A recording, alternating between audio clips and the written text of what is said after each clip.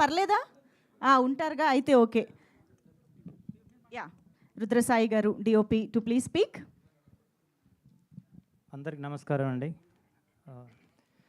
అంటే మా bright smile చూస్తే మీకు అర్థమైపోతుంటుంది సినిమా ఎలా వచ్చింది అనేది. సినిమా అయితే అదిరిపోయింది, రివ్యూస్ కూడా అంటే జనరల్ రెస్పాన్స్ కూడా బాగుంది. బట్ ఈ సినిమా త్రూ అంటే నా ఒపీనియన్ ఏంటంటే, సినిమాలో ప్రొడ్యూసర్స్ చాలా ఇబ్బందులు ఉన్నాయండి. సినిమాకి ఎవరికి డబ్బులు రావట్లేదు, ప్రొడ్యూసర్స్ లేరు.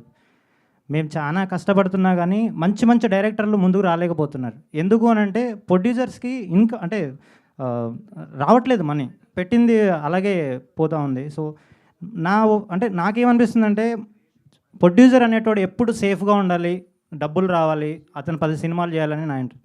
సో మా వెంకట్ గారి అంటే ఆయన మీ స్టేజ్ నుంచే అంటే రిపోర్టర్గా ఉండి ఈరోజు ప్రొడ్యూసర్ స్థాయికి వచ్చాడు. సో ఆయన చూసినా ఈ సినిమాకి అందరు రావాలి, ఆయనకు డబ్బులు రావాలని నిజంగా కోరుకుంటున్నాను.